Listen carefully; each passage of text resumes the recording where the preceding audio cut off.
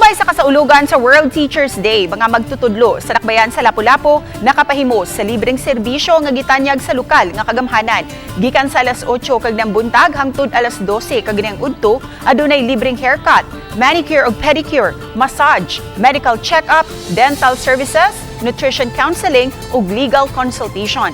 Apil usab sa serbisyo nga gitanyag ang registration alang sa mga senior citizens, PWDs ug solo parents, SSS ug local registration ug livelihood training.